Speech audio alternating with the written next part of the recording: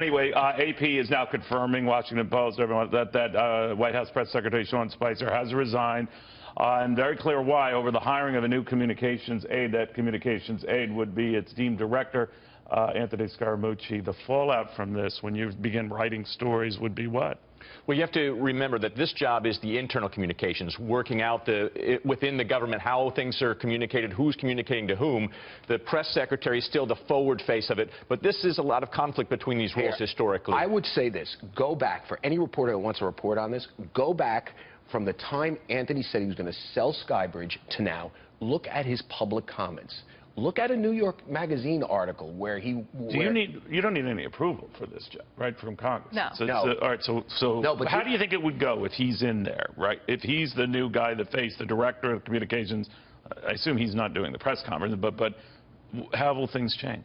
I think we're going to see a much more aggressive tone from the White House. I mean, I think that we know about this president. Pretty aggressive now. Aggressive already. I think he's a fierce defender of himself and his family and the things that he's doing. And I think that Anthony Scaramucci is a guy who's going to punch back on his behalf. Yeah, but I think this is a big mistake. I'm telling you, you are doubling down on what they need right now, the White House, my view, to get policy through. They need an adult to step back, take a deep breath, and put everything in the bottle every now and then, and maybe allow Trump to go off, but they need someone to say no. Yeah, but if you're doubling down on aggressive, and I think Alex is right about that, then not good. You got a pretty aggressive relationship now. Does he care, or does he want to just? He's not getting what he wants. He's not getting Congress to do what he wants. He's not getting the legislation the way he wants it to go. So I think putting a strong arm in is probably where he's going right now. I would say any reporter that wants to do a story about Anthony Scaramucci, it's so easy. Go back and look at his public comments. What he said at Davos, what he said to New York Magazine. He gave some exclusive interview to them where he was drinking a cocktail and talking to a reporter. Well, you would assume the president knows all of that, and maybe he thinks twice. Yeah, right. Doesn't care. But is it your sense, guys, that this occurs on a week that the president has stepped on his own news? I think the interview at the New York Times and throwing Jeff Sessions under the bus, maybe for perfectly valid reasons he can't get over that. But do you think that went too far, that all of a sudden the loyalty factor is going to come in? The media, I think, kind of like Sean Spicer. I could be wrong. You guys are closer to it. There's always been a kind of yin and yang in this administration between Trump wanting to have his close allies, people he trusts in key positions, and a push to have a bit more traditional political operatives in those roles and trying to figure out which way it goes. But the Jeff Sessions thing was a case of, I demand loyalty from all my people. There's a guy who's more loyal than you could shake a stick at, and he doesn't go the other way. Do you think that this is sending bad signals in that sense? I think it sends a signal of frustration. Listen, I'll tell you this, Neil. I don't think Donald Trump gives that much thought to it. And I will say this: that's dangerous. That is. Here's another reason why he picked Anthony Scaramucci. Anthony got, but the reporters were at fault because he complained. 2 reporters from the CNN got fired for writing erroneous stories about him. When that happened, Donald Trump, from what I understand, was high-fiving inside the White House.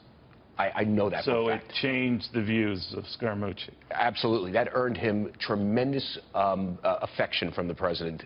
Here's I'm expressing my ignorance, so I'll defer to you guys here.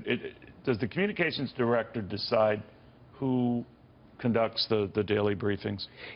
That's a good question. I never could figure out what was the other guy, Mike Dubke, his name was, how much stroke he had compared to Sean Spicer and everybody else. One thing about the Trump White House, I'm going to tell you, it's a flat management structure.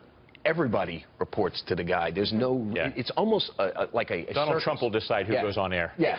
Well, we know the president cares a lot about the appearance of the administration, who's on television. It's my understanding that he really liked the style in which Anthony Scaramucci was defending the administration. But he also liked Gorka, whose role is still kind of unclear, to me at least. But he likes him because he's in your face, pit bull and all of that, right?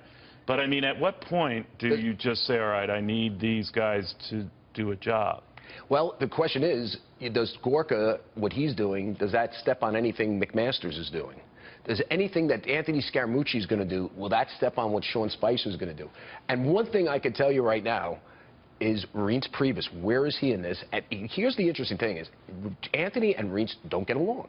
They talk about it. Well, at least Anthony has talked about him.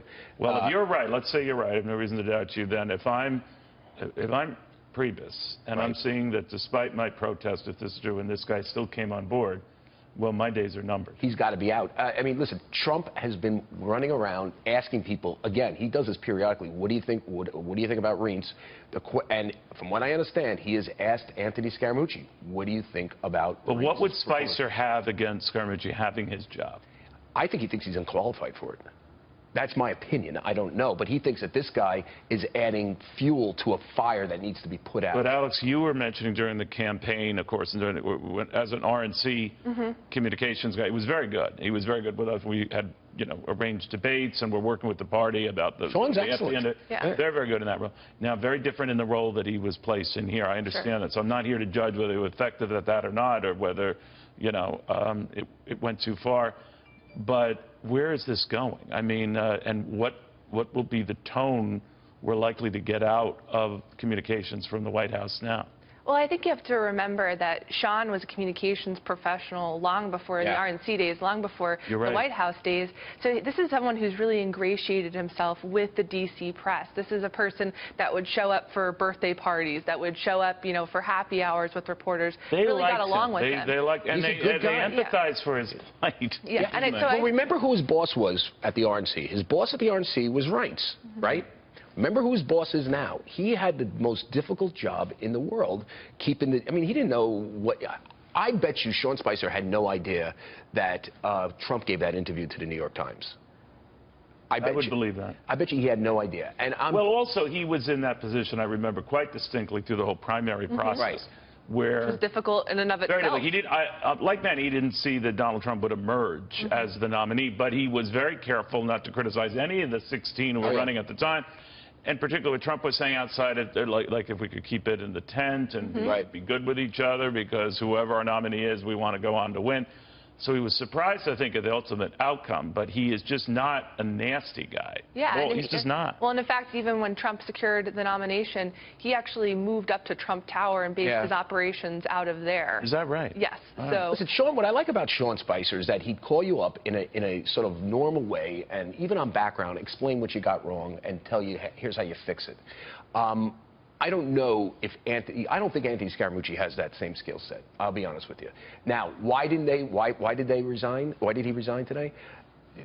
This has something to do with Priebus. It has to, because Priebus and Scaramucci are, you know, polar opposites, or not getting along. Priebus wasn't consulted on this.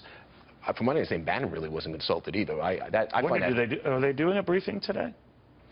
That would be a great idea. Like, how do they do a briefing on this? By the way, the fallout that none of you got into here is on Melissa McCarthy. Well, who's going to play Scaramucci? I don't know. Me? Yeah, exactly. We need a